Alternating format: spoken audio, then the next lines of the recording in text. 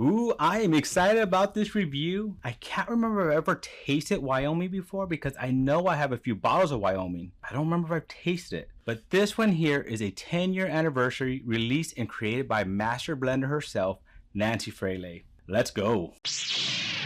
Welcome back to Old Fashioned Ways Plus Plus. I'm Doc Martinez. Recently I was in California and I went bourbon hunting, and it was by the suggestion of my buddy from Whiskey Bank. By coincidence, he had just released a video about a place called High Proof Liquor. And if you have not seen his video, I will leave a link for it right here and also in the comments below. I reached out to him and he told me it was worth the trip. It was only about 30 minutes away, so I figured, why not? Why? Why not?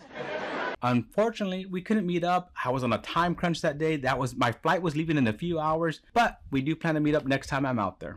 Now, he was not exaggerating. It was a great visit. I did a quick video of my hunt there, and if you have not seen it, I will also leave a link for that right here. The store has a beautiful setup and their prices were amazing. I do highly recommend stopping by. Now, it was here that I saw this bottle and I had to grab it along with a few others. So I'm gonna pop this open, give myself a little pour, and let this sit aside as we talk about the bottle. Ooh, that's a great pop. Give myself a good little pour here. Let's set that aside for now. Let's get into this bottle. In celebration of this 10-year anniversary, our original master distiller, Steve Nally, and master blender, Nancy Fraley, have barrel selected and batched a rich, balanced 10-year-old bourbon worthy of this milestone. Wyoming Whiskey claims the title of Wyoming's first legal whiskey distillery. Wyoming Whiskey was founded in 2009 by Brad and Kate Mead and Dave DeFazio, along with the help of former Maker's Mark master distiller Steve Nally. Releasing any 10-year-old whiskey is a major accomplishment for any distillery. It's a hard task to do. Well, that's a huge accomplishment. And as always, whenever I do a review, I will share some samples, so stay tuned to find out how you can win a sample of this. This is the way. This is the way. Time to get into the bottle details. Wyoming Whiskey 10-year anniversary edition. Classification, straight bourbon whiskey. Distillery, Wyoming Whiskey. Release date is November 2022. Proof on this bad boy is 103.4 proof, 51.7% ABV. Age 10 years, but they mention it's 10 and a half. Finish, there's none stated. Mashbill is 68% corn, 20% rye, 12% malted barley. MSRP on this bad boy is $200. My review scoring is 1 to 10 on aroma, flavors, complexity, mouthfeel, finish, and would I buy again. All right, time to get into the fun part. Let's start reviewing this. Ooh, that's a nice dark amber, almost mahogany color. Nice, nice, nice. Let's see how it sticks to the glass here. Nice. Legs just starting to form. Pretty tight. One side it's running down, but that seems to be only one. All the rest are just starting to form and make it tight. So nice oily on the glass here. Let's go in for aroma. It's kind of like a little bit spicy. Spicier than I would think. Kind of a peppery, a little bit hot on the nose. Oh, then you go to the top of it and you just get sweet vanilla, warm caramel, just a little bit of kind of like a little bit of orange hint there. It's always interesting how if you go to the bottom, you smell more of that alcohol, more of that spiciness. You go to the top, you smell some of that sweetness. Actually, this is a very balanced, but a lot of good smell to it. A little bit of spice up front that I wasn't expecting, but man, that warm, it's like, it almost like it wants to hug my nose. Like warm hugs. I really do like that. I'm gonna give that a 6.8. All right, time to go in for the flavors, that initial taste. It covers the tip and the mid-tongue pretty quickly, roof of the mouth. That spice does carry over into the first taste. It's still there, so there is some good viscosity on my tongue right now. There's that like cinnamon, baking spices. Wow, it's making my mouth drool a little bit even on that first drink, but it is my first drink of the day as well. A little bit of sweetness, a little bit of like, you know, honey on there as well. But that spice up front carried over from the nose, and it was a little bit spicy, but that's kind of gone away already and just like kind of lingers with that sweetness. So I do like that. So for flavors, I'm gonna give that a 6.5. Next, we're gonna do complexity. How does this evolve on the tongue? Still a little bit of that spice. I still have that baking spice, that cinnamon. Now you're getting, oh, okay, there's a different flavor in there. So you get a little bit of like pecan. Now I'm starting to get a little bit of tannic as well. That's probably from the 10-year age. Like a little bit of that honey, and then almost like it's like a thicker than honey. So I would say more like a maple syrup almost. Not as sweet, but thick like a maple syrup on there. Overall, it goes from the complexity does evolve pretty well on the tongue because you go through all these flavors. I do like that. I really do like that. So I think I'm gonna give that a 6.8. Next, mouthfeel, the thickness and viscosity. Now it stuck to the glass very well, and even on that first drink, it stuck to my tongue pretty well.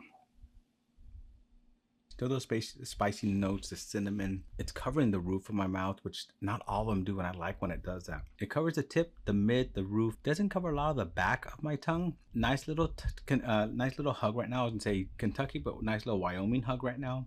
Nice and viscous on my tongue, nice and viscous on the roof of my mouth. It caused me to drool right up. You start tasting more of the like caramelized wood in the mouth, that tannicky, and that rice spice is still there. Still with that little hint of sweetness towards the back. More like, you know, just a little bit of caramelized, you know, kind of interesting, like not as sweet as maple, but a maple kind of texture to this. I really do like this mouthfeel. I'm gonna give that a actually 7.2. Now, finish. How it stays and finishes. That finish is a good finish. It's getting a little bit more tannicky with every drink, a little bit more drying of the mouth, kind of that dry oak that you get. But that's because of the 10-year age statement. It is very well balanced, and I do like that, how balanced it is. I don't feel like the spiciness and the sweetness are fighting each other. The tag's kind of taking over now. It stays on the tongue very well. From the first drink to now, I haven't had it ever clear my mouth. As I said, it stays on the tip and the mid tongue. Roof of my mouth feels nice and viscous on it. Very, very, very good finish. I like this finish on how long it stays. That tannicky just kind of keeps, you know, adding up a little bit, and, you know, gets a little bit overpowering towards the end, because that's what I'm tasting now. Like all the sweetness has gone away, all the spice has gone away. You get a little bit of that, you know, dry oak kind of tannic flavor to it. But I don't mind it. So I'm actually gonna give the finish a 7. Now the big question, would I buy again, right? Let me go in for a drink before I answer that. MSRP on this bad boy is $200. I didn't know that when I bought it, because I didn't pay $200 for it. I actually paid, I want to say it was like, I have to go back and look, and if we go back and look at my other video, you'll see it there. I want to say I paid, was it 120, 130 for it? So I might be wrong.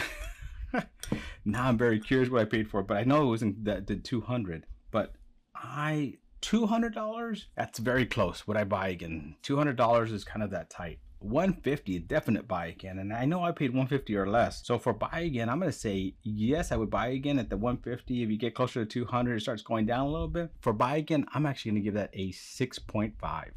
Ooh, all right. So I totaled my score 40.8 out of 60. I think that's a great score for this. As always, it's the would I buy again. You know, when you get to this level and where you're paying that much, sometimes that kind of hurts it overall. But I think that's what makes it different as well. It is a good pour. I really like this. I'm gonna be happy to share this with a lot of people out there, and we'll talk about that in a second. Can't remember if I have it Wyoming. Now, I know I have some bottles of Wyoming. I bought them for some blinds I was gonna do and all that I never got to. But I think actually I might do a blind with Wyoming and some of the other Wyomings or something similar to this. So let me know, what do you think? Should I do that? But I do like this. I like this pour. I think they did a great job. As always, Nancy Fraley does an amazing job blending. I think this is very, very balanced. Very balanced. To bring balance to the force. And probably one of the most balanced drinks I've ever had. So I do like that, and I do appreciate that. All right, it's time to talk about how can you win a sample. If you have not yet, please hit that like button. Doesn't cost you anything, and it helps me out. And while you're there, make sure to subscribe if you haven't. I'm trying to hit 2,222 subs, and when I do, I'm gonna do an amazing giveaway. Now, in the comments below, I want you to tell me, have you ever had any pours from Wyoming? I can't remember if I had or not, but I really enjoyed this, and now I want to try more. Also, if you have tried Wyoming, which one's your favorite? Which is the one I should be trying? Also, add in the comments below, hashtag Wyoming10. That way you have a chance to win a sample of this. Thank you again for joining me on another journey down my bourbon rabbit hole. Till our next journey, my friends, cheers.